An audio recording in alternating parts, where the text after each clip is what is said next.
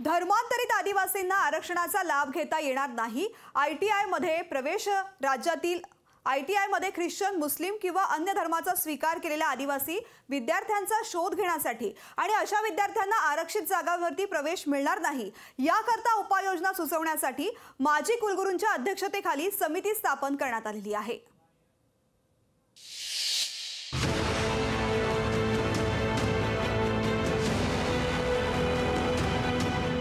धर्मांतरित आदिवासींना आता आयटीआय मध्ये प्रवेश घेताना आरक्षण मिळणार नाही। ज्या आदिवासींनी मुस्लिम किंवा ख्रिश्चन धर्म स्वीकारला असेल त्यांना एसटी आरक्षणाचे लाभ देऊ नये अशी भूमिका राज्य सरकारने घेतली। या संदर्भात संत गाडगेबाबा अमरावती विद्यापीठाचे माजी कुलगुरू डॉक्टर मुरलीधर चांदेकर यांच्या अध्यक्षतेखाली समिती स्थापन करण्यात आली। महाराष्ट्रात आदिवासींची संख्या मोठी आहे। त्यातल्या अनेक आदिवासींनी ख्रिश्चन आणि मुस्लिम धर्म स्वीकारलाय।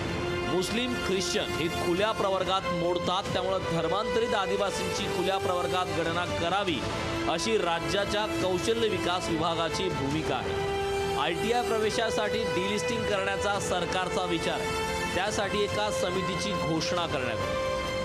आदिवासी मूल धर्म सुरक्षासाठी जे काही केलं पाहिजे, आदिवासी धर्मासाठी काय काय केलं पाहिजे ते पण सरकारची जिम्मेदारी आहे। तो त्यासाठी काय बदला मार्ग काढायचा, त्यासाठी आम्ही एक रिटायर्ड व्हाईस चान्सलर आणि सर्व राजकीय दलाचे प्रतिनिधी घेऊन एक समिती तयार करू। त्या समितीच्या योजनेनुसार माननीय मुख्यमंत्री महोदय, माननीय उपमुख्यमंत्री महोदय, माननीय सरकार यावेळी योग्य निर्णय संविधान अंतर्गत राहून घेतील।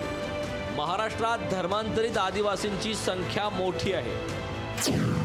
पालघर, नंदुरबार, अहमदनगर, धुळे, अमरावती, नाशिक या जिल्ह्यांमध्ये धर्मांतरित आदिवासी मोठ्या प्रमाणात आरक्षणाचे लाभ घेतात। आयटीआय मध्ये धर्मांतरित आदिवासींचा आरक्षणाचा अधिकार नाकारला गेल्यास एक मोठा वर्ग आरक्षणाच्या बाहेर फेकला जाणार आहे। सध्या डिलिस्टिंगसाठी आंदोलन होत आहेत, मात्र येत्या काळात सरकारच्या धर्मांतरित आदिवासींना आरक्षण नाकारण्याच्या निर्णयाविरोधात आंदोलन होण्याची शक्यता नाकारता येत नाही। ब्युरो रिपोर्ट, लोकशाही मराठी, मुंबई। लोकशाही मराठी ऐका, पहा, जागरूक रहा।